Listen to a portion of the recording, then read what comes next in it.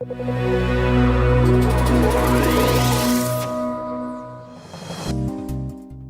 estamos con el doctor Sánchez Herrero. Andrés, muchas gracias por venir y por ayudarnos a buscar un poco de claridad en el tema de lo que ha sido la reforma en materia de contratos.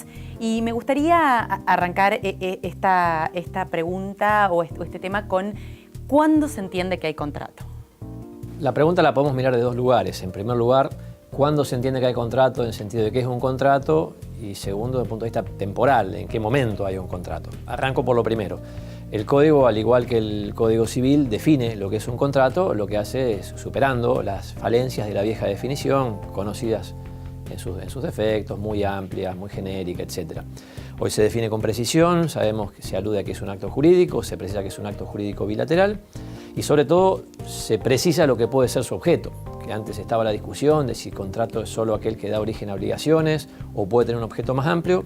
Ahora quedó claro lo segundo, o sea, el contrato puede tener por objeto dar nacimiento, pero también modificar o extinguir, y que relaciones jurídicas patrimoniales, no necesariamente obligacionales. Entonces puede tener por objeto derechos reales, derechos intelectuales, por supuesto derechos de crédito. Eso en cuanto a qué es un contrato. En cuanto al cuándo, en el sentido de tiempo, de en qué momento hay un contrato, sabemos lo que es el recorrido tradicional hacia un contrato, tratativas, oferta, aceptación. Bueno, el Código Civil se hace cargo de que hoy la realidad es que a veces el contrato, Código Civil y Comercial, ¿no? Se hace cargo de que a veces el contrato efectivamente se llega a celebrar de esa manera y en otras no, de maneras mucho más expeditivas, a veces sin que llegue a haber ni siquiera una oferta o una aceptación. Entonces, la cuestión acerca de cuándo hay un contrato tiene que ver también con cómo se celebra ese contrato. Empecemos por la forma tradicional de negociar y de celebrar un contrato, oferta y aceptación. En este caso el Código sigue lo que es la distinción tradicional, es decir, contrato celebrado entre presentes o contrato celebrado entre ausentes. Con respecto a los contratos celebrados entre presentes, en primer lugar el Código precisa que este supuesto se verifica no solo cuando están en persona los contratantes, sino también cuando, estando en lugares distintos, están conectados por algún medio de comunicación instantánea, por ejemplo, por vía telefónica. En este caso, el contrato se entiende celebrado cuando se manifiesta la aceptación. Ahora, la segunda posibilidad es que estén en lugares distintos, sería contratos entre ausentes y además, por supuesto, no conectados por un medio de comunicación instantánea. En este caso, el Código nuevo modifica el régimen del viejo y ahora la nueva regla general es que el contrato se considera perfeccionado cuando el ofertante u oferente recibe la aceptación, el aceptante obviamente. Es decir, ese es el momento en el cual hay contrato.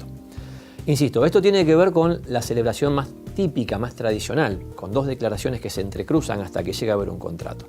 Junto a esto tenemos, y el Código hoy lo acepta explícitamente, la posibilidad de que haya un contrato a partir de comportamientos no declarativos, pero que den inequívocamente a entender que hay una voluntad de llegar a un contrato, o sea, de que hay un contrato. En este caso ya no tiene sentido preguntarse en qué momento recibió la aceptación o la envió, porque por definición no hay una declaración de aceptación. ¿Cuándo entonces se considera perfeccionado el contrato? Pensemos algún ejemplo de este modo de celebración no declarativo.